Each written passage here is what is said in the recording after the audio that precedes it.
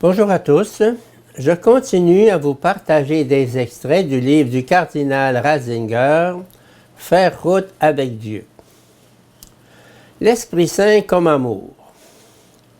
L'analyse de la pneumatologie biblique conduit Augustin à la thèse selon laquelle, à côté du terme « Esprit Saint », ceux d'amour, caritas, et de don, donum, sont aussi à strictement parler des noms de l'Esprit Saint.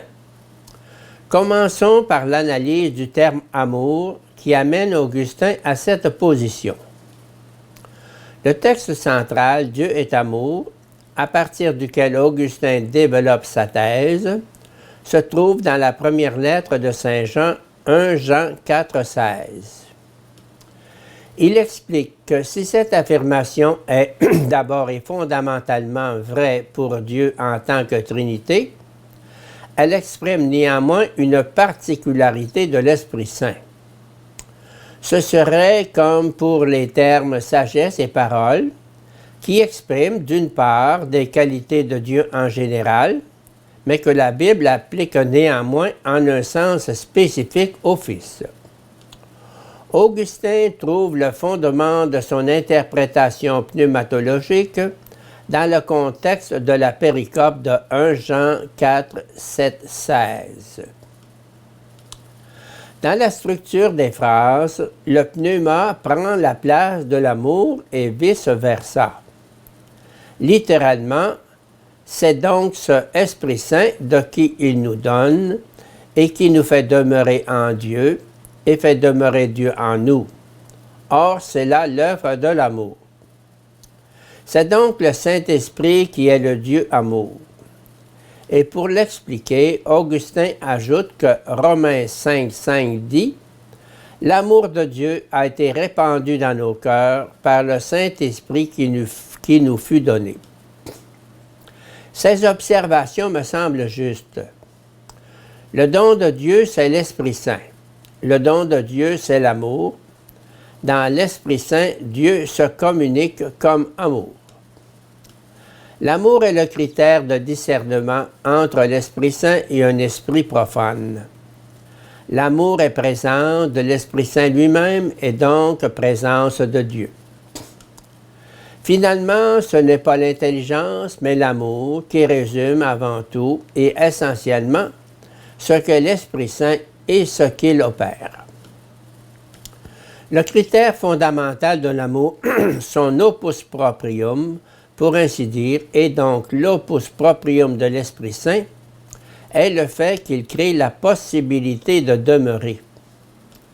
L'amour se prouve dans la constance, qu'il fait cesser l'instabilité et porte en lui l'éternité. Voilà ce qui présente, à mon avis, la connexion entre l'amour et la vérité. L'amour au sens plénier ne peut être que là où il y a constance, là où il y a permanence.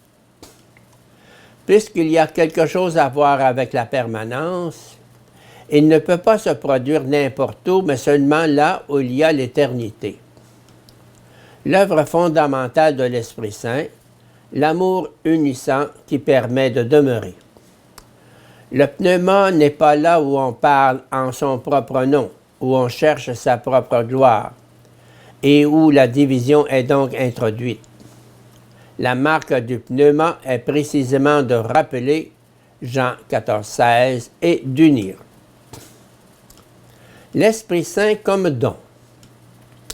Jean 4, 7, 14 est le texte central d'où Augustin tire que le terme don, donum, nomme l'essence de l'Esprit Saint. Jésus s'y entretient avec la Samaritaine à qui il demande de lui donner de l'eau pour se révéler lui-même comme le donateur d'une eau meilleure. Si tu savais le don de Dieu et qui est celui qui te dit « Donne-moi à boire », c'est toi qui l'aurais prié et il t'aurait donné de l'eau vive. Selon Augustin, ce texte s'associe par une logique interne à la promesse de l'eau faite par Jésus pendant la fête des temples. Si quelqu'un a soif, qu'il vienne à moi et qu'il boive. Du sein de celui qui croit en moi, couleront, selon le mot de l'Écriture, des fleuves d'eau vive. Jean 7, 37 suivant. À cet endroit, l'évangéliste ajoute lui-même, « Il parlait de l'Esprit que devaient recevoir ceux qui avaient cru en lui. » 7, 39. Augustin trouve la même exégèse pneumatologique du don de l'eau vive dans 1 Corinthiens 12, 13. Tous nous avons été abreuvés d'un seul esprit. La signification de cette promesse de l'esprit dans l'image de l'eau, comme elle a été formulée en Jean 4 et en Jean 7, fournit à Augustin le lien entre la christologie et la pneumatologie. Le Christ est la source de l'eau vive, le Seigneur crucifié est la source qui féconde le monde. La source de l'Esprit, c'est le Christ crucifié. Par le Christ, tout chrétien devient aussi source d'esprit. La soif ultime de l'homme crie vers l'Esprit Saint. Lui et lui seul est dans les profondeurs l'eau fraîche, sans laquelle il n'y a pas de vie. Dans l'image de l'eau qui abreuve et transforme un désert, de la source qui vient à la rencontre de l'homme comme une promesse mystérieuse, le mystère de l'esprit devient visible d'une manière indicible. Dans la soif de l'homme et dans le rafraîchissement par l'eau, s'esquisse cette soif infinie, plus radicale, qui ne saurait être étanchée par aucune autre